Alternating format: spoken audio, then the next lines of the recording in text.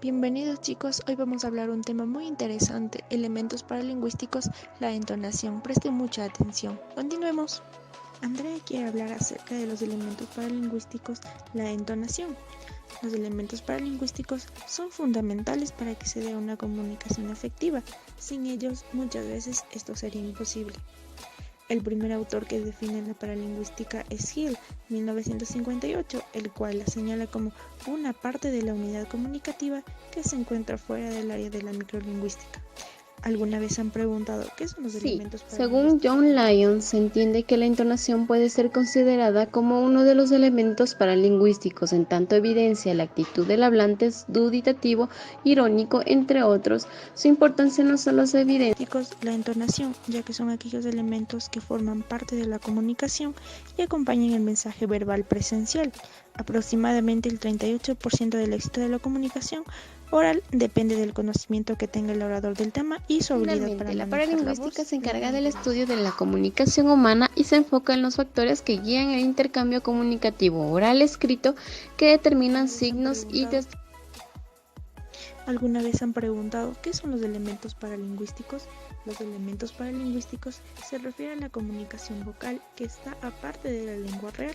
Esto incluye factores como tono, volumen, ritmo y timbre. Los elementos paralingüísticos se componen de... Empezaremos definiendo a los elementos. El tono es la voz como una huella dactilar, una característica personal e intransferible de cada individuo. Un ejemplo muy sencillo, simplemente con oír el tono con que nos saludan buenos días, nos hacemos una idea aproximada de su...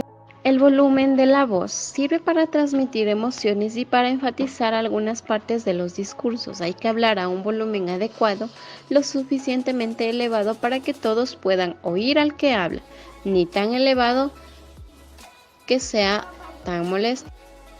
Otro ejemplo podemos observar cuando pronunciamos Pepito, o breve si lo hacemos enfadados. Asimismo se presenta el ritmo, hace referencia a la facilidad verbal. Por último está el timbre, que es la cualidad que permite reconocer la voz de la persona que habla y la herramienta o elemento que transmite el sonido. Cada individuo tiene una dicción muy propia que hace posible distinguir quién es el sujeto que participa en una conversación. Vamos a hablar acerca del estudio de los elementos paralingüísticos en una obra literaria. ¿Has leído el texto Ognos de Luis Cernuda? Sí, aparecen muchas descripciones de los tipos de voz mediante las cuales el lector infiere muchos datos que no están explícitos en el discurso verbal escrito. Lee esta frase e infiere qué tono de voz está utilizando.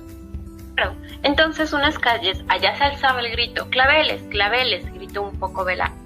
Así es, profe. Para el empleo del lenguaje depende del contexto en el que se encuentra el escritor, ubicándose en el espacio y hecho del relato con la forma de hablar y sus gestos.